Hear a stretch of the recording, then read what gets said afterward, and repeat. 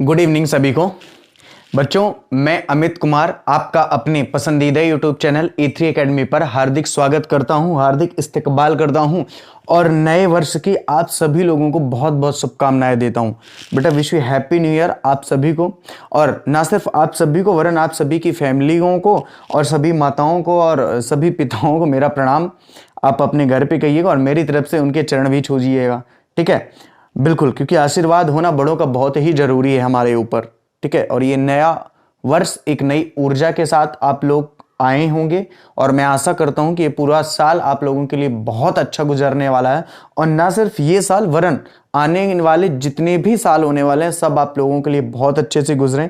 मेरी पूरी प्रे रहेगी, ईश्वर से प्रार्थना रहेगी कि आप सभी लोगों का ये वर्ष और आने वाले सभी वर्ष मंगलमय हों। लेकिन बेटा उसके लिए मेरी केवल एक ही सीख है इस 2021 में कि जीवन में अगर कुछ भी हासिल करना है तो बेटा आपको मेहनत बहुत करना पड़ेगा, आपको मेहनत बहुत करना पड़ेगा। बेटा मेहनत का कोई भी शॉर्टकट रास्ता नहीं है। ईमानदारी से बता रहा हूं, अगर जिसने भी मेहनत की है एक सिंगल, मतलब ये कोई कहानियां नहीं है बेटा, ये कोई कहानियां नहीं है, एक सिंगल ऐसी लड़की या लड़का नहीं है जिसने इतना बड़ा मुकाम हासिल किया हुआ है और मेहनत नहीं की हुई है। चाहे वो एपीजे अब्दुल कलाम से लेकर के भारत के राष्ट्रपति से लेकर के और हिमा दास तक की बात हो, असम की।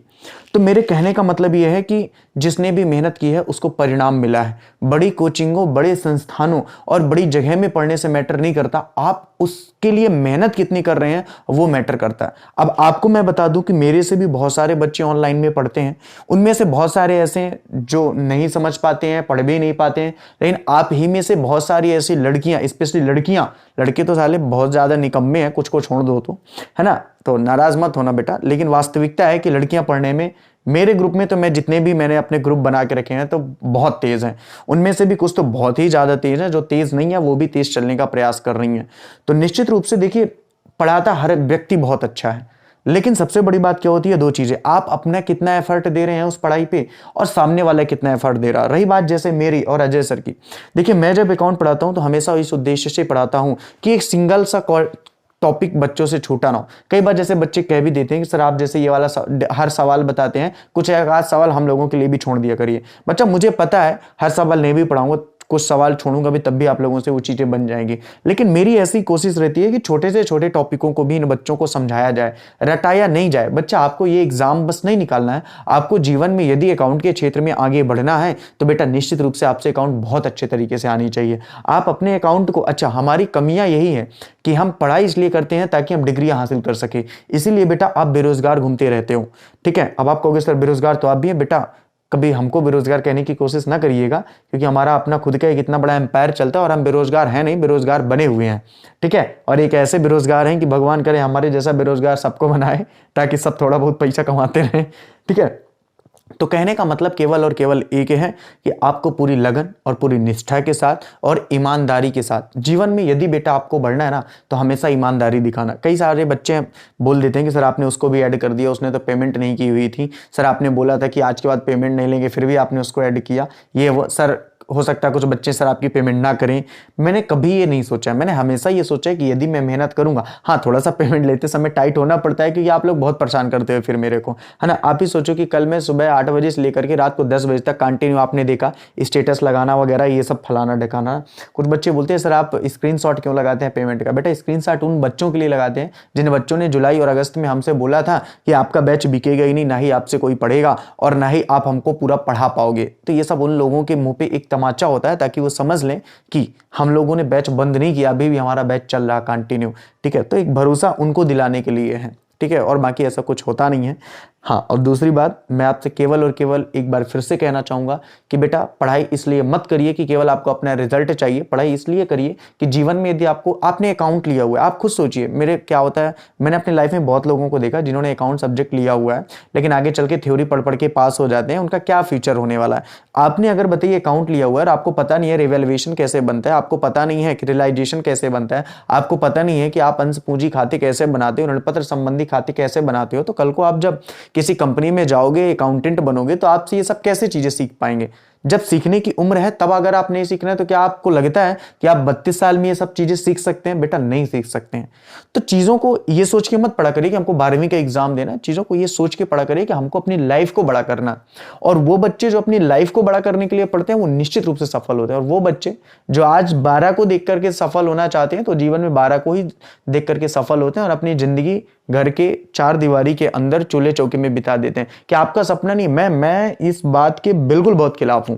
मैं आपको एक बात शेयर करना चाहता हूं। आज खैर पढ़ेंगे तो है ही अपन, लेकिन थोड़ा सा नया साल है, कुछ नई चीजें आपको भी समझने को मिलेगी, मुझे भी समझाने को मिलेगी। और मैं ऐसा करता हूं कि आप सारे लोग मुझे फॉलो बहुत करते हो तो मेरी इस बात को जरूर मानोगे। मैं जब अपने घर पे रहता हूं तो मेरी एक सिस्टर है, बिल्कुल हम लोग एक भाई और एक बहन है। तो मेरी सिस्टर बच्चा जब पढ़ती रहती है तो मैं वैसे तो थोड़ा सा रईस किस्म का आदमी हूँ, पैसे से नहीं काम से बहुत लाचार आदमी हूँ। मतलब मैं काम ना बहुत आलसी आदमी हूँ। मुझे खाना भी अपने कमरे में चाहिए, मुझे पानी भी हाथ में कोई पकड़ा दे लेके जाना ना पड़े, फ्रिज तक निकाल के ना आना पड़े। थोड़ा सा मैं इस टाइप का बंदा हूँ। लेकिन मम्मी रहती हैं या जो भी हैं तो उनसे मैं ज़रूर बोलता हूँ कि मेरा खाना यहाँ भिजवा दीजिएगा, चाय भिजवा दीजिएगा। लेकिन जब मैं जाता हूँ अपने कमरे में, यानी नीचे जाता हूँ खाना खाने जाता हूँ, तो मैंने देखा कि जब मेरी बहन पढ़ती रहती है तो मैं खुद से परस के खा लेता हूँ। और कभी अगर ऐसी कंडीशन हो गई, या आपसे बता रहा हूँ, वो ऑनलाइन नहीं देख रही होगी क्योंकि वो कंपटीशन की तैयारी पे लगी हुई है, अपनी एमपीपीएससी यूपीएससी की वो तैयारी करती है। तो जब भी वो पढ़ती रहती है तो मुझे अगर मान लो बीच में भूख लग गई कि एक रोटी एक्स्ट्रा भी मुझे लेना है, तो मैं कभी भी उसको नहीं बोलता हूँ कि आप मुझे एक रोटी एक्स्ट्रा डाल दो, क्योंकि वो उठेगी, उसका मन डिस्ट्रैक्ट होगा और फिर आके मुझे देगी। मैं एक रोटी कम खा करके संतुष्ट हो जाता हूँ। तो मेरे कहने का मतलब क्या है, मुझे बहुत खुशी होती है। अब सोचिए कि जब मुझे इतनी खुशी होती है, मेरी बहन है, मेरे माता पिता को कितनी खुशी होती होगी कि मेरी बच्ची पढ़ती है। तो मैं केवल आपसे एक ही बात कहना चाहूंगा कि आप यदि पढ़ेंगे तो आपके माता पिता को कितनी खुशी होने वाली है, इस बात का आपको अंदाजा भी नहीं है। और उससे भी ज्यादा अगर किसी को खुशी होने वाली है तो वो मुझे होने वाली है। बेटा 300 रुपया, 400 रुपया, 600 रुपया, 1000 रुपया मैटर नहीं करते। मेरे लिए आपका फ्यूचर और आप इंपॉर्टेंट हो, आपका भरोसा इंपॉर्टेंट है, आपका विश्वास इंपॉर्टेंट है। और वो जिस तरीके से आपने हम पर दिखाया हुआ है, मेरी बात भी होती रहती है कई सारी बच्चे बच्चियों से, और उनसे बात करके मुझे वास्तव में जो तसल्ली मिलती है, पैसा तो दुनिया कमाने में लगी है, दुनिया कमाती है, लेकिन जो आप लोगों से स्नेह मुझे मिल रहा है, उन चीजों के लिए मैं आप लोगों का तहे दिल से शुक्रिया अदा करना चाहता हूं। तहे दिल से, चाहे वो गाडर वाला के लोग हों, चाहे वो छत्तीसगढ़ के लोग हों, चाहे वो स्पेशली छत्तीसगढ़ के लोग हों, यूपी के लोग हों, चाहे वो खंडवा के लोग हों, खरगोन के लोग हों, गुना के लोग हों, अशोकनगर के, स्पेशली चित्रकूट के, सतना के तो खैर मेरे बच्चे हैं ही, या जहां से भी मध्य प्रदेश के अंदर जितने भी जिले हैं, ठीक है ना, वहां अशोकनगर, बिल्कुल अशोकनगर, ग्वालियर, भाई जबलपुर, स्पेशली जबलपुर भी, मैहर भी, भाई भूलू ना वरना बच्चे मैसेज करेंगे सर आपने हमारे शहर का नाम तो भुला ही दिया, हम लोग भी पढ़ते हैं। ठीक है, तो कहने का मतलब ये है, बड़वानी, हाँ भैया बड़वानी का भी, तो जितने भी मध्य प्रदेश का ऐसा कोई भी जिला नहीं है, हाँ रीवा से भी, भाई रीवा से भी, हनुमाना से भी, ऐसा कोई भी बंदा नहीं है किसी भी जिले में। मध्य प्रदेश में 52 जिले हैं, 52 जिले में एक भी ऐसा जिला नहीं है जहां से बच्चे हमसे न जुड़े हों। ठीक है, तो उन सभी लोगों का इतना स्नेह और प्यार हम पे मिलता है। आप सभी लोगों का बेटा बहुत बहुत शुक्रिया। और प्लीज हम कल को पढ़ाएंगे आप लोगों को। हो सकता है आप 12वीं निकल गए, हमारा आपका संपर्क टूट गया, हालांकि आप अगर तैयारी पे लगे रहोगे तो हम, क्योंकि हमारे यहाँ कंपटीशन का बैच भी हम लोग चलाते हैं, ईश्वर करेगा तब तक एलईडी वगैरह में हम लोग काम करने लगेंगे, थोड़ा सा बढ़ा लेंगे। अभी थोड़ा सा खुद तैयारी पे लगे हुए हैं, ठीक है, एक बड़े प्रिपरेशन की। ईश्वर आप लोगों की दुआएं होंगी तो वो भी निकल जाएगा हम लोगों का, ठीक है। तो फिर और बड़े स्तर से अपन उसको लेके चलेंगे। लेकिन आप पढ़ें या पढ़ने के बाद भले वहां से निकल जाए, लेकिन प्लीज अगर हो सके तो जीवन में कभी कभार हमसे बात जरूर करते रहा करिएगा और हमसे संपर्क में जरूर रहिएगा, क्योंकि मुझे बहुत अच्छा लगता है अपने संपर्कित लोगों से बात करना और जुड़े रहना, क्योंकि जीवन पे यही लेके जाना है। और अच्छा लगता है, आपका प्यार इसने बना रहे। कोई किसी बार पेमेंट कर पाता है या हट जाता है, कहीं पढ़ने भी चल जाता है, मैटर नहीं करता मेरे लिए। आप मेरे स्टूडेंट थे, आप मेरे स्टूडेंट हैं और आप मेरे स्टूडेंट रहेंगे और हमेशा रहेंगे। ये मेरा पूरा परिवार आज भी है, कल भी है और परसों भी रहेगा और हमेशा रहेगा।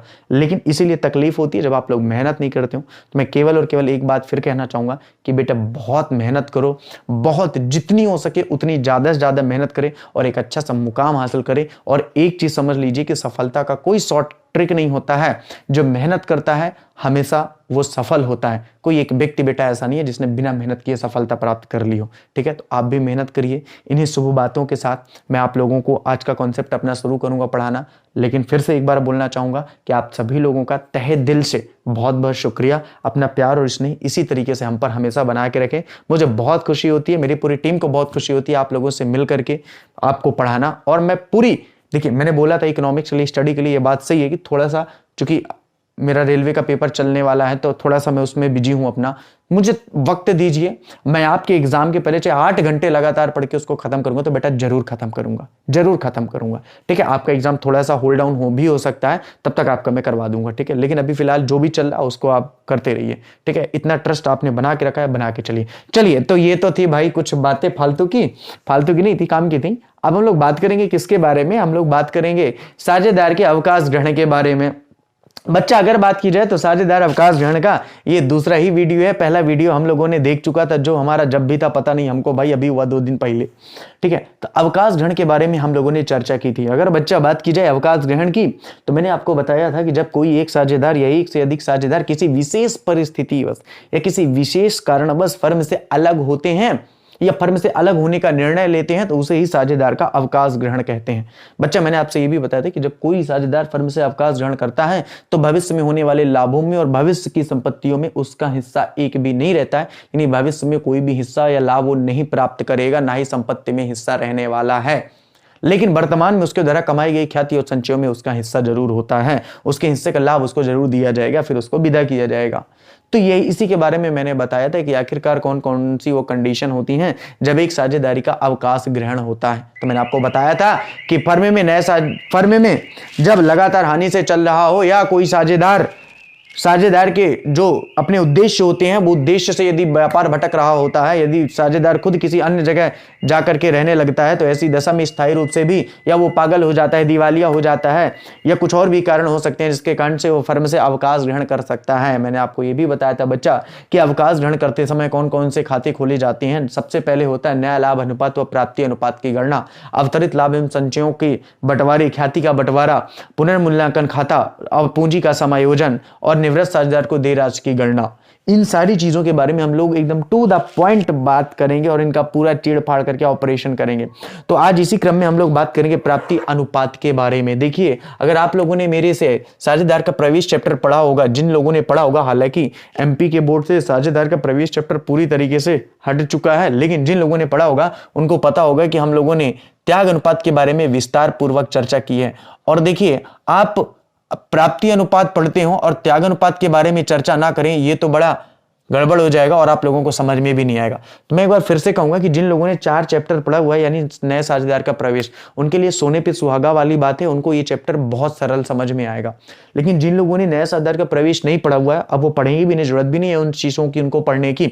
जिन लोगों ने नए साझेदार का प्रवेश नहीं पढ़ा हुआ है उनको थोड़ा सा समय लग सकता है इस चैप्टर को समझने में, थोड़ा ही लगेगा, ज्यादा नहीं लगने वाला, टेंशन वाली बात नहीं। अगर अमित सर आपके साथ है ना, अकाउंट पढ़ रहे हैं ना, तो दुनिया कहीं से भी आ जाए, कुछ आ जाए, अपना से सब बनी, टेंशन नहीं लेने का, यहां पे समझो।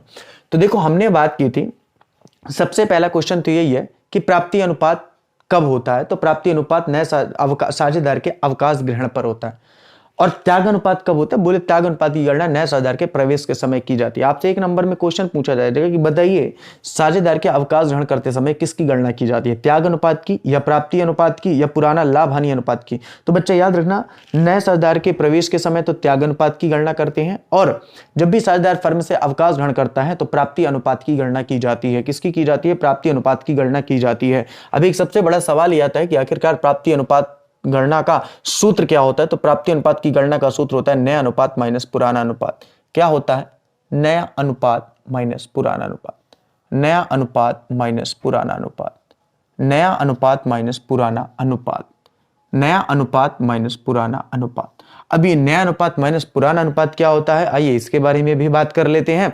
देखिए, आपसे डायरेक्ट क्वेश्चन पूछा जाएगा कि प्राप्ति अनुपात का सूत्र क्या होता है, तो याद रखना नया अनुपात माइनस पुराना अनुपात। लेकिन यदि त्याग अनुपात का सूत्र पूछ लिया, पूछ सकता है, भले प्रवेश वाला कॉन्सेप्ट हट गया। तो यदि मान लो त्याग अनुपात का सूत्र पूछ लेता है तो आप में से 90% बच्चों से बनता होगा, लेकिन जो नए बच्चे हैं जुड़े हैं, जिन्होंने इस चैप्टर का, इसके पहले वाला चैप्टर यानी प्रवेश जब मैंने पढ़ाया था शुरुआत में, वो नहीं पढ़ा होगा, तो उनको ये कॉन्सेप्ट नहीं पता होगा। ठीक है, तो त्याग अनुपात का सूत्र होता है पुराना माइनस नया, जबकि उसी के विपरीत प्राप्ति अनुपात का सूत्र क्या होता है? नया अनुपात माइनस पुराना अनुपात। मैं एक बार फिर से कह रहा हूं कि जो नए बच्चे हैं, जिन्होंने प्रवेश वाला चैप्टर नहीं पढ़ा हुआ है, वो थोड़ा सा धैर्य बना के रखे। 2-3 दिन 4 दिन जब ये क्लास चलेगी अवकाश ग्रहण की, तो बच्चा आपको पहले ही समझ में आ जाएगा, परेशान नहीं होना। थोड़ा सा भी समय तो लगेगा। एक्चुअली गलती है ना कि प्रवेश से ही होकर अवकाश ग्रहण का रास्ता गुजरता है। अब पता नहीं बोर्ड ने कैसा किया कि प्रवेश को नहीं हटा, प्रवेश को हटा दिया, अवकाश ग्रहण को पकड़ लिया, शायद इसीलिए क्योंकि उसको पता था कि प्रवेश को बच्चा पढ़ेगा तभी उससे अवकाश ग्रहण बनेगा। ठीक है, ये बात मैंने पहले भी आपको बताई थी कि आपके लिए बहुत बेनिफिशियल होने वाला है जिन लोगों ने प्रवेश चैप्टर पढ़ा हुआ है। अभी ध्यान से समझना। तो प्राप्ति अनुपात का सूत्र होता है नया अनुपात माइनस पुराना अनुपात। प्राप्ति अनुपात की गणना कब होती है? बोले साझेदार के अवकाश ग्रहण करते समय होती है। दूसरी बात, आखिरकार प्राप्ति अनुपात की गणना किस लिए की जाती है? बोले ख्याति के बंटवारे के लिए। किस लिए की जाती है? बोले ख्याति के बंटवारे के लिए होती है। किस लिए होती है? बोले ख्याति के बंटवारे के लिए की जाती है। और आप सबको पता है कि त्याग अनुपात की गणना भी किस लिए होती थी? ख्याति के बंटवारे के लिए ही की जाती थी। और उसी तरीके से प्राप्ति अनुपात की गणना भी ख्याति के बंटवारे के लिए ही की जाती है। लेकिन वहां पे तो त्यागी की गणना किसके लिए होती थी? जो नया साझेदार प्रवेश करता था। यहाँ पे ये ख्याति की गणना प्राप्ति अनुपात में किसके लिए की जाएगी? देखो, जब प्राप्ति अनुपात होगा तो साझेदार जो अवकाश ग्रहण करेगा, कौन अवकाश ग्रहण करेगा? बच्चा ध्यान से समझना, जो साझेदार फर्म से क्या करेगा? अवकाश ग्रहण करेगा, उसके हिस्से की उस टाइम पे तो ख्याति उसको दी जाएगी। सिंपल सी बात है, जो फर्म से अवकाश ग्रहण करेगा उसको इससे हिस्से की ख्याति जरूर मिलेगी। अब आप में से कुछ मेरे से बोलेंगे कि सर उसके हिस्से की ख्याति उसको क्यों मिलेगी? भाई सिंपल सी बात है, जब तक वो व्यापार में रहा है तो वर्तमान तक के तो लाभ में उसका हिस्सा होना चाहिए, बिल्कुल होना चाहिए। वर्तमान में उसके द्वारा ख्याति भी कमाई गई है, उसमें भी उसका हिस्सा होना चाहिए, बिल्कुल होना चाहिए। लेकिन भविष्य में कहीं ना कहीं उसकी ख्याति का फायदा भी तो उठाएंगे पुराने साझेदार, तो इसलिए उसको ख्याति में हिस्सा जरूर दिया जाता है। लेकिन बाद में इसकी ख्याति के हिस्से को पुराने साझेदार किस अनुपात में लेंगे? प्राप्ति अनुपात में लेंगे। तो अवकाश ग्रहण जब भी कोई साझेदार करता है तो उससे पुराने साझेदारों को अपने हिस्से का कुछ हिस्सा नए साझेदार, अवकाश ग्रहण साझेदार को तो देना होता था, जो वो अपना हिस्सा लेके जाता था। लेकिन अवकाश ग्रहण करने वाले साझेदार अपना हिस्सा फिर किसके लिए छोड़ के जाएगा? पुराने साझेदारों के लिए छोड़कर जाएगा। याद रखना, जब साझेदार का अवकाश ग्रहण होता है तो पुराने साझेदारों को निश्चित रूप से लाभ की प्राप्ति होती है, क्योंकि जो वो लाभ, अब आप नॉर्मली ऐसे समझो भाई, अपन 3 लोग थे, ठीक ना, हम 3 लोगों में, अगर 3 लोगों में बराबर पैसा बट रहा था, अगर एक व्यक्ति चला जाएगा व्यापार से छोड़ करके तो उसका भी हिस्सा हम दोनों को मिलने लगेगा। सिंपल सी बात। तो जब भी कोई साझेदार अवकाश ग्रहण करके जाता है तो निश्चित रूप से पुराने साझेदारों को क्या होती है? उसकी प्राप्ति होती है। क्या होती है? प्राप्ति होती है। इसी को हम लोग कहते हैं प्राप्ति अनुपात। तो मैंने आज आपको क्या बताया, इस बात को विशेष ध्यान दो। मैंने आपको बताया कि अवकाश ग्रहण करते समय ही प्राप्ति अनुपात की और नए अनुपात की गणना करनी पड़ती है। अब ये नया अनुपात क्या होता है अभी आपको पता चलेगा जब मैं सवाल पढ़ूंगा।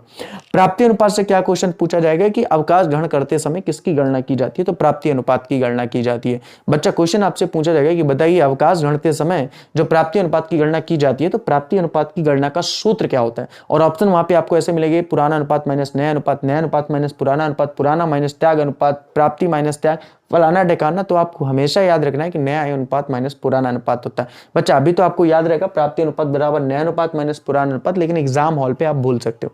तो इस बात को विशेष ध्यान रखना है कि नया अनुपात माइनस पुराना अनुपात प्राप्ति अनुपात का होता है और पुराना अनुपात माइनस नया अनुपात त्याग अनुपात का होता है। देखो, पढ़ के रट्टा मार के दुनिया जाएगी, लेकिन आपसे जो समझ में आएगा वो किसी को नहीं आएगा, क्योंकि वो उनको पल्ले ही नहीं पड़ेगा। देखो, अगर आपने डिटेल से नहीं पढ़ा ना तो बस यही प्रॉब्लम जाएगी। आपको प्राप्ति अनुपात का कॉन्सेप्ट आएगा, आप त्याग अनुपात का आ जाओगे। आपको अल्प विधान का सवाल आएगा, आप अति विधान का करके आओगे। आपको आदत्य याजना काल से नेरियर का कॉन्सेप्ट आएगा, आप आदत्य याजना क्रेडिट करके आओगे। जबकि पता है आदत्य याजना कंपनी की हानि है, और अगर हानि है तो वो क्या होगी? डेबिट होगी। तो ये चीजें केवल आपको अमित सर ही बता सकते हैं। अगर प्रीमियम है तो क्रेडिट क्यों होगा, डेबिट नहीं होगा? मांगे जाने पर क्यों होगा, प्राप्त होने पर क्यों नहीं होगा? तो ये छोटी छोटी बेसिक चीजें हैं जो जब आप उस टाइम पे पढ़ा होगा तो आप लोगों को मैंने बहुत डिटेल से पढ़ाई है, और यकीन मानो आप लोग ना कमाल करने वाले हो परीक्षा हॉल पे, है ना। चलो, तो ये हो गया अवकाश ग्रहण के बारे में, प्राप्ति अनुपात के बारे में। अब देखिए, एक सवालों की ओर हम लोग धीरे धीरे अग्रसर होते हैं। इस चैप्टर में और भी बहुत सारी थ्योरी है, लेकिन अभी मोस्टली हम लोग सवाल पे चर्चा करेंगे।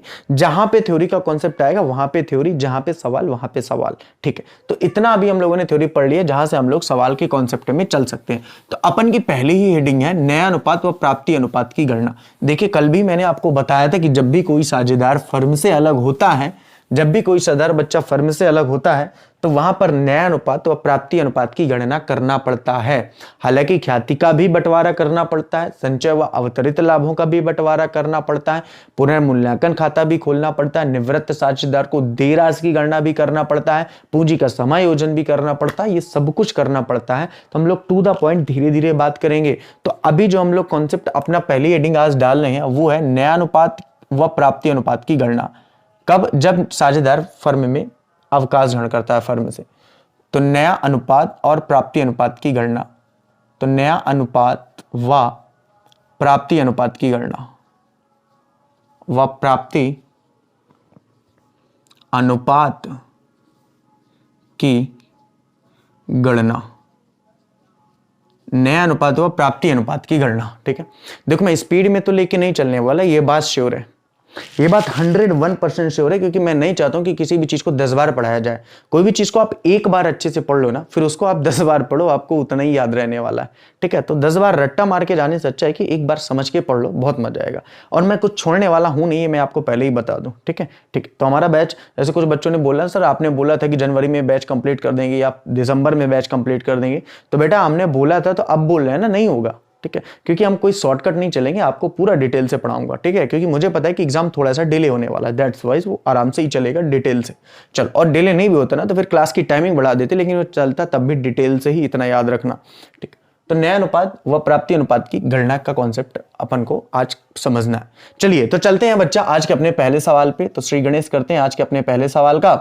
ठीक है, एक नए साल में आज का अपना पहला सवाल भी है और अवकाश ग्रहण की बात भी कर रहे हैं, तो बिल्कुल इस सवाल को विशेष ध्यान रखिएगा भाई, नए साल का पहला सवाल है ये। ठीक है, XYZ एक फर्म में साझेदार हैं जो लाभ हानि को बराबर बांटते हैं। देखिए, तो मैं कह सकता हूं कि XYZ का पुराना अनुपात कितना, ध्यान से देखते जाना बच्चा। ठीक है, पुराना अनुपात, पुराना अनुपात किन की बात कर रहा है, बोले XYZ, XYZ, ये नाम है बेटा XYZ। सोचिए अगर ऐसा हमारे घरों पे नाम हो कितना अच्छा हो।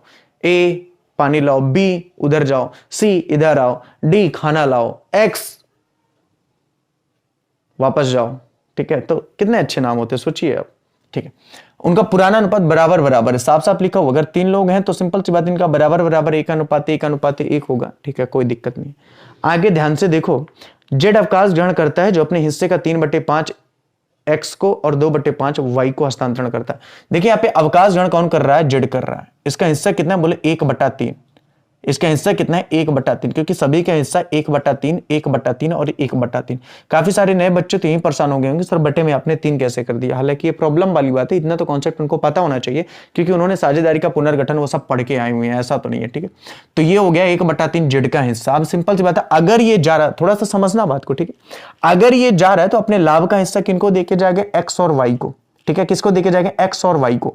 अब हो सकता है ये अपना आधा पैसा इसको देके जाए, आधा पैसा अपना इसको देकर आए, या ये भी हो सकता है कि अपना कुछ हिस्सा इसको देकर आए, ज्यादा हिस्सा Y को देकर आए, या ये भी तो हो सकता है कि ये अपना पूरा हिस्सा X को देकर के आए, Y को कुछ ना देकर के आए, ये भी तो हो सकता है। इट इज अ पॉसिबल, बिल्कुल पॉसिबल।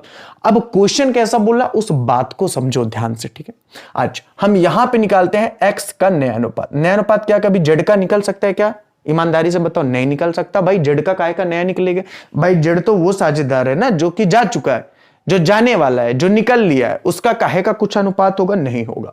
तो यक्स का नया अनुपात क्या होगा, इस बात को विशेष तौर पर ध्यान देना।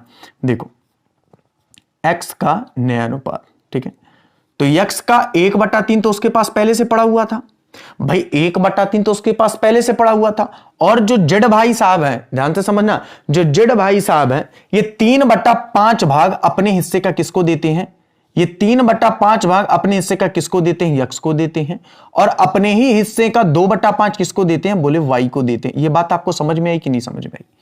जो यक्स भाई साहब हैं वो 1/3 मतलब अपने हिस्से का 3/5 तो वो यक्स को देते हैं, और अपने ही हिस्से का 2/5 बच्चा किसको देते हैं, वाई को देते हैं। किसको देते हैं, वाई को देते हैं। अब यहां पर एक बात ध्यान से समझो, कहने का मतलब क्या है, तो बेटा कहने का केवल इतना मतलब है कि यहां पे कितना हो जाएगा, बोले 1/3 गुणे 3/5 इसको हिस्सा एक्स्ट्रा मिलेगा।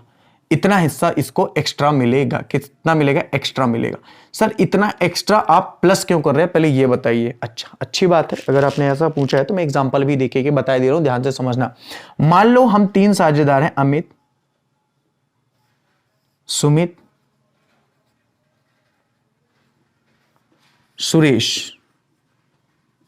सुरेश। ठीक है, समझना बात को, थोड़ा सा जस्ट इमेजिन करना, आपको समझ में आ जाएगा। मान लो मैं अनुपात में लिख करके पैसे में लिख रहा हूं। मान लो पहले 10 रुपये अमित को मिलता था, 12 रुपये सुमित को मिलता था, और 16 रुपये सुरेश को मिलता था। बात को समझना, ठीक है। अब क्या हुआ कि सुरेश भाई साहब निकल लिए, सुरेश भाई साहब चले गए।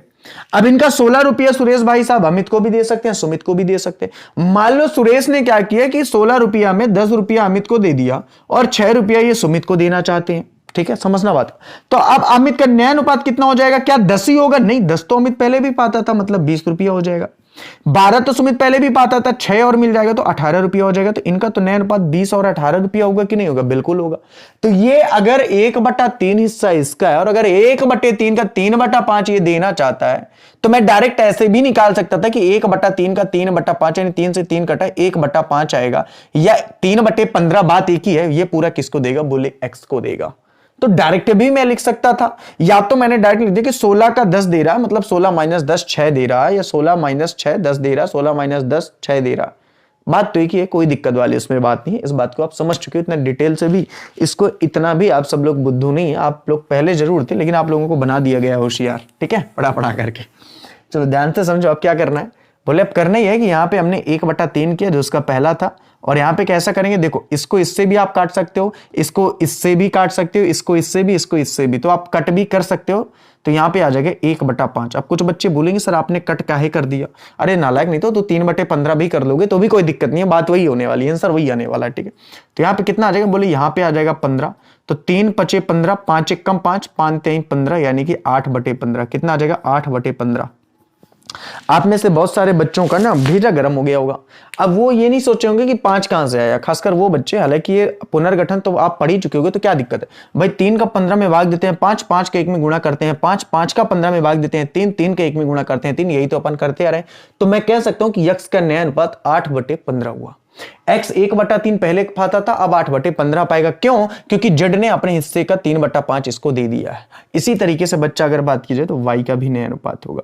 बच्चा इसी तरीके से अगर बात की जाए तो y का भी न्याय अनुपात होगा। कोई ट्रिक नहीं है, कोई कॉन्सेप्ट नहीं, केवल डिटेल से चीजों को समझो, अपने आप बन जाएगा कि कैसे सवाल करना है अपन को।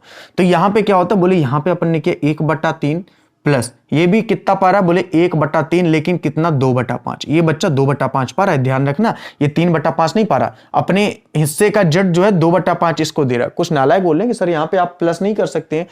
हद हो गई है। अगर मैं बोलता हूं कि तू 10 रुपया पाता है, इस 10 का 2/5 तो मुझे देता है, तो 2/5 यानी कि 4 रुपया, तो गुणा करेगा कि प्लस करेगा? थोड़ा कॉमन सेंस लगा लिया करो।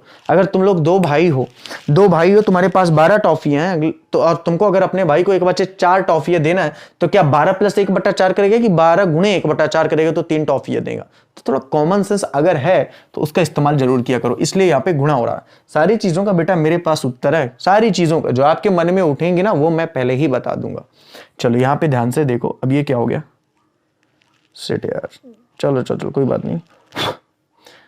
तो ये कितना हो गया? बोले ये हो गया 1/3 प्लस इसको अपन ने किया तो ये 2 कितना आ गया? 15। ठीक है, हमेशा अंश का अंश से गुणा, हर का हर से गुणा होता है, या तो अंश का हर का अंश से भाग दे दो, एक ही बात है। यहां पे आपने किया तो 15 आया, 3 × 5 = 15 प्लस 2 यानी कि ये आ गया 7/15। कितना आ गया बेटा? 7/15 आ गया। तो 8/15 और 7/15 कितना आ गया? बोले 8:7 आ गया। 8/15 और 7/15 8:7 आ गया। तो मैं कह सकता हूं, यहां पे ध्यान से समझना, क्योंकि यहां पे ज्यादा नीचे लिखूंगा तो हो सकता है ना दिखे, मैं यहां पे लिख रहा हूं, तो ध्यान से समझना। हमारा नया अनुपात निकल चुका है, नया अनुपात बच्चा हमारा निकल चुका है। और हमारा नया अनुपात आया कितने? बोले हमारा नया अनुपात आ गया 8:7, यानी कि 8/15 और 7/15। बेटा एक चीज का विशेष ध्यान रखना कि इनके बटे में सेम हर होना चाहिए। और यदि मान लो यहाँ पे 7/5 आता तो बेटा 5 को 15 बनाते, 3 का गुणा करते तो ये भी 7 से 21 हो जाता है। ये छोटी छोटी बात आप लोगों ने पुनर्गठन और प्रवेश में अच्छे तरीके से पढ़ रखी है, इसलिए मैं थोड़ा सा आगे चला जाता करता हूं, वरना यहाँ पे भी मैं डिटेल से करवा सकता था। फिर भी अगर किसी को समझ में नहीं आ रहा है तो वो मुझे बाद में भी पूछ सकता है, कोई दिक्कत नहीं। हालांकि किसी को कोई इशू होगा नहीं, मैं अपनी तरफ से बोल रहा हूं। नया अनुपात हमारे पास हो गया, और आप सबको पता है कि पुराना अनुपात तो पहले ही दिया हुआ था। आप सबको पता है कि पुराना अनुपात तो पहले ही दिया हुआ है। और पुराना अनुपात कितने दिए है? बोले सर पुराना अनुपात दिया हुआ था 1/3 और 1/3। सर एक का और था, किसका? बोले जेड का। जेड चूल्हे में जाए, जेड को अपन से मतलब क्या है भाई? हमको पता है कि अब हमको नया और पुराना अनुपात किसका प्राप्त करना है। बोले सर x और y का। हमने प्राप्त भी कर लिया। हमने प्राप्त क्यों किया? क्योंकि हमें निकालना है प्राप्ति अनुपात। हमें क्या निकालना है? हमें निकालना है प्राप्ति अनुपात। और आप सबको पता है कि अभी अभी मैंने लिखा प्राप्ति अनुपात का सूत्र होता है नया अनुपात माइनस पुराना अनुपात। प्राप्ति अनुपात का बच्चा सूत्र होता है नया अनुपात माइनस पुराना अनुपात। प्राप्ति अनुपात का सूत्र होता है नया अनुपात माइनस पुराना अनुपात। ये बात सबको समझ में आ रही है? बहुत आराम से समझो, बहुत आराम से समझो। आप ना तो आपको कोई जल्दी है और ना ही मुझे कोई जल्दी है, मैं बहुत फ्री बंदा हूं, बहुत अच्छे से कंसेप्ट को क्लियर करने वाला। तो प्राप्ति अनुपात बराबर क्या हो जाएगा, नया अनुपात माइनस पुराना अनुपात। प्राप्ति अनुपात बराबर नया अनुपात माइनस पुराना अनुपात। डिटेल से समझना बच्चा, मजा आएगा, ठीक है। अब अपन क्या करेंगे, अब अपन को निकालना है, भाई क्वेश्चन ने यही बोला होगा ना कि प्राप्ति अनुपात निकालो, क्वेश्चन ने यही बोला हुआ है कि प्राप्ति अनुपात व नया अनुपात निकालिए। तो देखिए नया अनुपात तो हमारा पहले ही निकल चुका, हमारा नया अनुपात निकल चुका है, पुराना हमारे पास पहले से, बस हमको अनुपात निकाल देना है, प्राप्ति अनुपात। तो यहां पे मैं लिख सकता हूं यक्स की प्राप्ति कितनी होगी। सर यक्स को त्याग भी हो सकता है, यहां पे क्या बिल्कुल त्याग नहीं होगा, क्यों त्याग होगा भाई मेरे भाई, अगर 3 साझेदार हैं, एक साझेदार छोड़कर जा रहा है तो बाकी 2 को तो प्राप्ति होगी ना, त्याग कैसे हो सकता है, how is a possible. Common sense लगाया करो, वो प्रवेश में होता था, इसीलिए मैंने बोला कि जब साझेदार का प्रवेश होता है तो त्याग अनुपात की गणना होती है, और जब साझेदार का अवकाश ग्रहण होता है तो प्राप्ति अनुपात की गणना होती है। बच्चे ये बात मैं पहले ही बता चुका हूं, ठीक है, ओके। और एक बार फिर से मैं एक चीज और कहना चाहूंगा कि प्लीज हम्बली रिक्वेस्ट है, आप सभी लोगों से हाथ जोड़ के रिक्वेस्ट है कि प्लीज वीडियो को शेयर ना करें, मुझे बहुत प्रॉब्लम जाती है। मुझे प्रॉब्लम ये नहीं जाती कि आपको मैं ब्लॉक करता हूं, प्रॉब्लम दुख इस बात का होता है कि मेरा 2 घंटे खराब जाता है, पूरी नई प्लेलिस्ट बना करके भेजना पड़ता है, ठीक है। तो हाथ जोड़ के निवेदन है कि ऐसा मत करिए, गुरु की मन में ठेस मत पहुंचाइए। आपको पेमेंट नहीं करना है मत करिए, मैटर नहीं करता, लेकिन प्लीज वीडियो शेयर मत करिए, ठीक है। ईमानदारी से पढ़िए, क्योंकि बेटा यहां से जो दुआ निकलेगी ना वो भी सुनेगा और आपका रिजल्ट भी सुनेगा, ठीक है। तो ऐसा मत करो प्लीज। चलो, तो यक्स की जो प्राप्ति होगी वो कितनी हो जाएगी, बोलिए एक्स का नया अनुपात दिया हुआ कितना, बोले नया अनुपात है 8/15, नया अनुपात है 8/15, पुराना अनुपात है 1/3, ठीक है। इसको टोटल करेंगे कितना आएगा, बोले 15 एलसीएम ले लिया तो 8 - 3 = 15, यानी यहां से इसका निकल के आ जाएगा 3/15, यहां से इसका कितना निकल के आएगा 3/15। क्लियर है, ये कोई दिक्कत नहीं है भाई। 15 3 का एलसीएम 15 लिया, 15 में 15 का भाग 1, 1 × 8, 3 में 15 का भाग 5, 5 × 5, 3/15। और अगर बात की जाएगी y की प्राप्ति, तो y की प्राप्ति क्या हो जाएगी, बोले y की प्राप्ति हो जाएगी, y का पुराना अनुपात है 7/15, सॉरी y के नया अनुपात है 7/15 और पुराना है 1/3। टोटल एलसीएम लेंगे 15, 7 माइनस कितना आ जाएगा 5, तो यहाँ पे कितना आएगा 2/15, कितना आ जाएगा 2/15, कितना आ जाएगा 2/15। तो बात अब आपके समझ में आ गई है। तो मैं यहाँ पे लिख सकता हूं कि प्राप्ति अनुपात कितना हो जाएगा, मैं यहाँ पे लिख सकता हूं कि प्राप्ति अनुपात बराबर कितना हो जाएगा, बोले प्राप्ति अनुपात बराबर हो जाएगा x और y का 3/2, यानी 3/5 और 2/5। बच्चा नया और प्राप्ति अनुपात 3/5 और 2/5 हो जाएगा। ये बात बेटा आप लोगों को बहुत डिटेल से समझ में आ गई होगी, 3/5 और 2/5। और यही आपके क्वेश्चन ने पूछा हुआ था कि नया अनुपात और प्राप्ति अनुपात निकाले, तो आप आंसर चेक कर सकते हैं। प्राप्ति अनुपात का 3/5 लिया होगा, 3/5, 2/5 और नया का 8/7 दिया होगा। क्लियर है ये सवाल, आपको समझ में आ गया। चलिए, अगर आ गया तो ठीक है, नहीं आया तो कोई दिक्कत वाली बात नहीं है। मैंने आपसे पहले ही बोला कि जिन बच्चों ने प्रवेश वाला कॉन्सेप्ट नहीं पढ़ा वो उनको थोड़ा सा समय लगेगा, लेकिन 2-3 दिन बाद उनको समझ में आ जाएगा, परेशान नहीं हो। और जिन्होंने प्रवेश पढ़ा अगर उनको नहीं समझ में आ रहा है तो फिर थोड़ा सा कमी उन्होंने की हुई है, ठीक है। क्लियर है ये, चलो इसका स्क्रीनशॉट आप लोग ले लो। क्लियर है, समझ में आ गया ना, कुछ नहीं है, बहुत ही सिंपल सा है। देखो एक बार फिर से समझ लो, कोई दिक्कत नहीं है, नया कॉन्सेप्ट है तो समझो भाई। जेड अवकाश गण के 1/3, 1/3 का 3/5 वो एक्स को दे रहा, तो एक्स का हिस्सा जुड़ गया कि नहीं जुड़ गया, जुड़ गया। एक्स का नया अनुपात 8/15 आ गया, मतलब जो लाभ अपने 1/3 में बांटता था 8/15 में बांटेगा। इसी 1/3 अपने हिस्से का 2/3 हिस्सा इसने किसको दिया, बोले y को दिया, तो 2/5 कितना आ गया, बोले 2/15, 7/15 हो गया। अब यहां से हमने नया अनुपात निकाल दिया। प्राप्ति अनुपात का सूत्र ही होता है प्राप्त नया माइनस पुराना, और पुराना तुम्हारे पास पहले से दिया हुआ था। सर जेड का आपने प्राप्ति क्यों नहीं निकाला, बेटा जेड का प्राप्ति हो गई नहीं तो कहां से निकालेंगे, जेड तो जा चुका है ना, उसका कहां से प्राप्ति, काहे का नया, ठीक है, सिंपल सी बात। पुराना अनुपात है उसका, लेकिन पुराने से क्या मतलब है भाई, प्राप्ति निकालने के लिए नया भी तो होना चाहिए। नया अनुपात कहां है y जेड का, और कैसे होगा, थोड़ा सा कॉमन सेंस भी लगाना, 2-4 बार लगाओगे क्लियर हो जाएगा। तो x की प्राप्ति हो गई, ये y की प्राप्ति हो गई, नया माइनस पुराना कर दिया, नया माइनस पुराना कर दिया। सर ये कैसे पता चलेगा कि x ने जितना भी हिस्सा लगाया था वो पूरा का, z ने जितना भी हिस्सा दिया है वो पूरा खत्म कर लिया। बेटा आप यहां से ही सोच लो, 3/5 इसने दिया है और 2/5 दिया। अगर आप इसको ऐड करते हो तो पता है कितना होता है, बोले ये होता है 3 + 2 यानी 5/5। कितना होता है 5/5। आपको अगर चेक करना है कि उसने दिया कि नहीं दिया, तो एक काम करो, 1/3 गुणे आप 3/5 करो, कितना आता है, बोले 3 कितना आता है 15। और इधर अगर चेक करना है तो 1/3 गुणे करोगे 2/5, ये भी कितना आएगा 2 कितना आ जाएगा 5-15, ठीक है। और अगर आपको चेक करना है, अब इससे आपको चेक नहीं होगा, अगर आपको चेक करना है कि भाई क्या हमने पूरा पैसा दे दिया है, तो 3/15 + 2/15 बेटा करोगे जब तुम, तो कितना आ जाएगा, बोले सर यहाँ पे 15, यहाँ पे आ जाएगा 3 × 5 = 15, और यहाँ पे कितना आ जाएगा 3 और 2, तो कितना हो जाएगा 5/15, और 5 कम 5 5 3 15, 1/3। यही तो 1/3 इसका हिस्सा था, जिसको 3/5 उसने दे रखा था x को, और 2/5, यानी मैं कह सकता हूं कि 3/15 उसने x को दिया था और 2/15 उसने y को दिया था। इन दोनों को जोड़ दोगे तो बेटा इसी का 1/3 आ जाएगा। हालांकि यहां सब आपको नहीं पढ़ना है, नहीं आपको ये सब समझना आता, थोड़ा सा आप में से कुछ बच्चे होंगे जिनको थोड़ा सा प्रॉब्लम गई होगी, इसलिए ये कॉन्सेप्ट उनको बता दिया मैंने। ठीक, चलो तो इसको मिटाते और चलते हैं बेटा अपने अगले सवाल पे। ठीक है, चलो, बहुत ही सरल चैप्टर है, बहुत सरल है, हालांकि थोड़ा सा समय जरूर लगेगा, नया चैप्टर है, 2-3-4 वीडियो आपको समझने में वक्त लगेगा निश्चित रूप से। ठीक है, लेकिन मैं एक बार फिर से कहता हूं कि जिन्होंने थोड़ा सा अगर प्रवेश वाले चैप्टर को पढ़ा है उनको थोड़ा सा सहूलियत तो मिलेगी, और जिन्होंने नहीं पढ़ा हुआ तो जाके 4 को मत पढ़ना बेटा, प्रवेश वाले को पढ़ने की जरूरत नहीं है, आपको समझ में आएगा, थोड़ा सा टाइम लग जाएगा ना। ठीक है, चलो तो चलते हैं बेटा अपने दूसरे क्वेश्चन पे, आज का अपना दूसरा क्वेश्चन। ठीक है,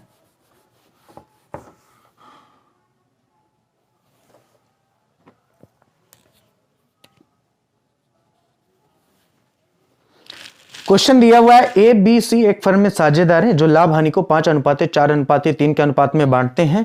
सी फर्म से अवकाश ग्रहण करता है, उसका भाग A/B में 3:2 के अनुपात में लिया, नया अनुपात निकाले। भाई सिंपल सी बात है, ए बी और सी इनका पुराना अनुपात पहले से दिया हुआ है। ठीक है, पुराना अनुपात, देखो अनुपात लिखने की जरूरत नहीं है, आप सबको पता है कि अनुपात का साइन होता है और ये समानानुपात का होता है, इसका मतलब बटा होता है। आप सबने इतना तो कॉमन सेंस पढ़ा ही होगा 6वीं 7वीं में। तो मैं अनुपात ना लिख करके बिंदी लिख दिया तो कुछ नालायक पूछने लगे कि इसका मतलब क्या, इसका मतलब अनुपात ही होता है। ठीक है, चल तो आगे दिया हुआ पुराना अनुपात दिया हुआ 5:4:3, यानी 5:4:3। इसका मतलब बेटा 5/12, 4/12 और 3 कितना हो गया, 12 हो गया। 5/12, 4/12 और 3/12। आगे यदि बात की जाए तो अवकाश ग्रहण कौन करता है, बोले सी अवकाश ग्रहण करता है, यानी कि 3/12 हिस्सा लेकर के ये निकल लिया। लेकिन ये अपना 3/12 देकर भी जाएगा, ए को भी देकर जाएगा, बी को भी देकर के जाएगा। तो यहां पे ए का नया अनुपात निकाल लेते हैं, कॉन्सेप्ट सेम रहने वाला है, कुछ नहीं चेंज होने वाला है। ए का नया अनुपात, ए का देखो नया अनुपात कितना हो जाएगा भाई, ए के पास 5/12 तो पहले से था, वो तो पहले से ही रहेगा, लेकिन सी के द्वारा 3/12 अपने हिस्से का कितना उसने दिया, तो बोले सी ने अपने हिस्से का उसे 3/5 दिया, ए को 3/5 दिया। अब आप कहोगे सर 3/5 कहां से आया, बेटा साफ साफ लिखा हुआ है कि सी ने ए और बी को किस अनुपात में पैसा दिया, बोले 3:2 के, और 3:2 का मतलब होता है 3/5 और 2/5। इतना तो बेसिक का कॉन्सेप्ट है, इतना तो आपको बनना चाहिए था। ठीक है, अब ये नहीं लिखेगा कि 3/5 2/5 देगा, भाई 3:2 लिख दिया मतलब 3/5 2/5 ही तो होगा, कॉमन सेंस वाली बात। फिर भी मैंने वहां पे आपको करके भी बता दिया। ठीक, यहां पे आपने किया, बोले ये आया 5/12, यहां पे आपने किया, देखो इसको काट भी सकते हो। ठीक है, जैसे 3 चौको 12 कट गया, नहीं काटना था नहीं भी काटते तब भी कोई दिक्कत नहीं है बेटा। ठीक है, तो 3 कितना हो गया 20, 3/20। कुछ बच्चे बोले सर आप कभी इसको इससे काट दे तो कभी इसको इससे, हालांकि आपको पता होना इन अंशों से ये हर कट सकते हैं, इससे ये भी कट सकता है, इससे ये भी, इससे ये भी, इससे ये भी, सब सबसे कट सकते हैं। तो यहाँ पे जब हमने जोड़ा तो ये है 5/12। अच्छा, आप सीधे एलसीएम लेके इसको सॉल्व भी कर दो, जोड़ने की क्या जरूरत है। ठीक है, तो 20 और 12 का एलसीएम आप सबको पता है 60 आएगा। अब कुछ को एलसीएम लेते भी नहीं बनता, तो देखो मैं 20 और 12 का एलसीएम ऐसे लेना तो नहीं बताने वाला। हालांकि इसका मैंने आपको कॉन्सेप्ट बताया था कि एलसीएम लेने की जरूरत ही आपको नहीं पड़ेगी, आपको इन दोनों में सबसे बड़ी संख्या ढूंढनी है, और आप सबको पता है कि इन दोनों में बड़ी संख्या है 20, और यदि संख्या बड़ी 20 है तो 20 का पहाड़ा पढ़ो, और 20 का पहाड़ा 20 से कम 20, क्या 12 का भाग 20 से जा रहा, नहीं तो एलसीएम नहीं हो सकता। 20 दूना 40 नहीं हो सकता, 20 नहीं 60, बिल्कुल 12 पंचे 60, मतलब एलसीएम 60 ही होगा।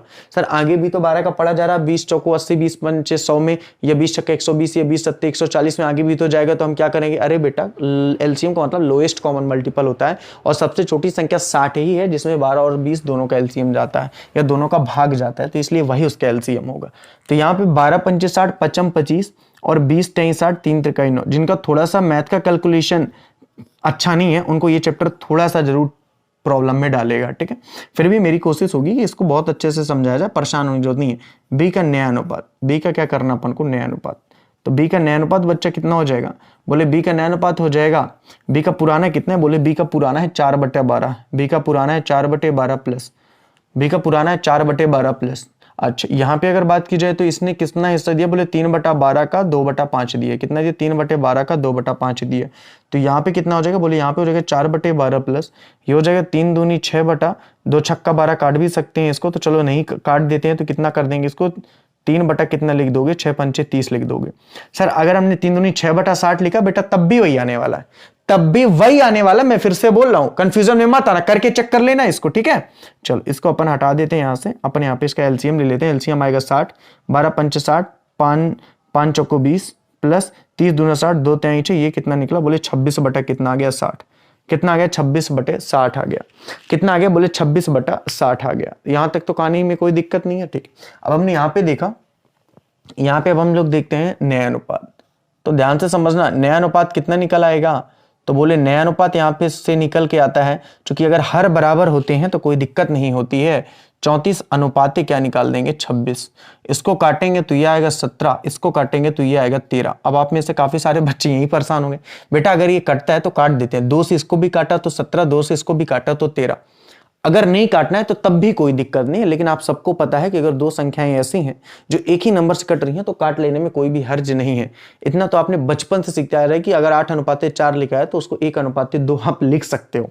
तो 2 से काटा तो 17 आ गया, 2 से काटा तो 13। अब नहीं कटने वाला बेटा, क्योंकि एक ही नंबर, एक ही संख्या से दोनों अंक कटने चाहिए।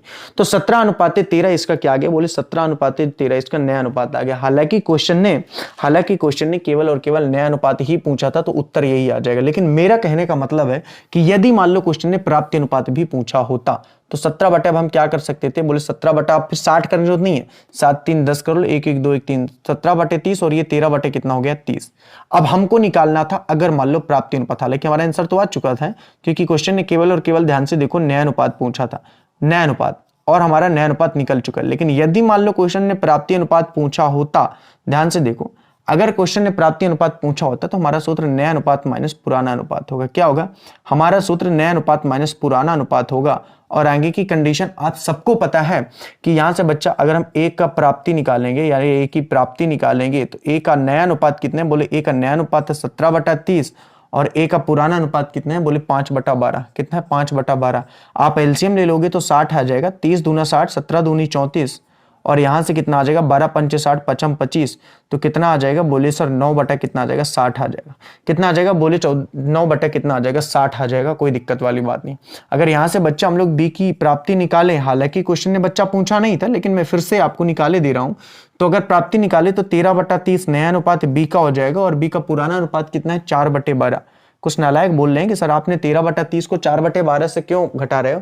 अबे नालायक नहीं, तो ये ए का है ये बी का है, ये बी का नया अनुपात है और ये बी का पुराना अनुपात है और साफ साफ लिखा हुआ है, दोनों आंखों को खोल के देखो, प्राप्ति अनुपात नया अनुपात माइनस पुराना। तो बी का नया 13 बटे 30, बी का पुराना 4 बटे 12, दैट्स वाई जैसा कर रहा हूं। ठीक ठीक, इसको एलसीएम लिया तो 60 है, 30 दूना 60, 13 दूनी 26 किया और 12 पंचे 60, 5 चौको 20 किया तो ये 6 बटा कितना आ गया 60 आ गया। तो मैं लिख सकता हूं प्राप्ति अनुपात बराबर भी यहीं पे या यहां पे लिख के दे रहा हूं, कोई दिक्कत नहीं है। प्राप्ति अनुपात बराबर मैं यहां पे भी लिख सकता हूं क्या बोले 9 अनुपात 6। अब देखो इसको भी छोटा किया जा सकता है, 3 से काट दिया तो 3 आ गया, 3 से काटा तो 2 आ गया, 3 अनुपात 2।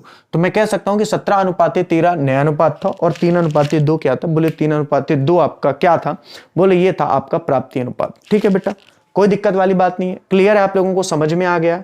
चलो अब बहुत ही सिंपल सा एक बार समझने का प्रयास करना है इसको। आपको करना क्या, आपको करना है कि जो साझेदार अवकाश ग्रहण करेगा वो निश्चित रूप से कुछ ना कुछ अपना हिस्सा, अपना पूरा हिस्सा कुछ ना कुछ किसी न किसी साझेदार को अलग अलग देगा। किसी को आधा देगा, किसी को ज्यादा भी दे सकता है। अनुपात दिया रहेगा, उस अनुपात में इसको निकाल लेना है। ए और बी का नया अनुपात निकाल लेना है, नए अनुपात में से पुराना घटा करके प्राप्ति निकाल लेना है। और इतना सा तो काम है, इतना भी नहीं कर पाओगे बिल्कुल कर लोगे। इसके आगे का आप लोग सवाल लगाइएगा, कल हम लोग इसके आगे के क्वेश्चनों के बारे में बात करेंगे और बहुत मजा आने वाली है इस चैप्टर को पढ़ के। ठीक है, 2 से 3 दिन आपको इस चैप्टर में थोड़ा सा प्रॉब्लम जाएगी, लेकिन 2 से 3 दिन जैसे ही इस कॉन्सेप्ट को हम लोग आगे बढ़ाएंगे ना, रफू चक्कर जैसे उड़ेंगे, बहुत मजा आएगी इस चैप्टर को पढ़ करके। ठीक है, इसका स्क्रीनशॉट ले लेना और आगे चलेंगे। हाँ, जो लोग बोल रहे हैं रणपत्रों वाला सवाल का पीडीएफ बेटा भेज देंगे, परेशान मत हो। ठीक है, सवाल का पीडीएफ भेज देंगे, बिल्कुल भेज देंगे। ठीक है, कल भेज देंगे पक्का, प्रॉमिस है। चलो ठीक है, तो बाय एंड गुड नाइट। कल हम लोग मिलते हैं, थोड़ा सा रात ज्यादा होगी इसके लिए सो सॉरी। ठीक है, टाइमिंग सेटअप कर देंगे सुबह टाइम की, कोई दिक्कत नहीं है। अभी थोड़ा सा एग्जाम जब तक हमारा नहीं जाता तो शेड्यूल कुछ भी हो, क्लासेस जरूर लगेंगी, टाइमिंग जो भी हो अभी कोई टाइमिंग का कंफर्म नहीं है, आपको बताया गया 6 और 10। ठीक है, तो चलो ठीक है, इन्हीं बातों के साथ आज विराम लेते हैं, कल हम लोग फिर मिलते हैं, तब तक के लिए bye bye and good night. अभी इस कॉन्सेप्ट के सवाल नहीं, अभी कॉन्सेप्ट समझना, सवाल अपने आप बनने लगेंगे। ठीक है, चलो बाय।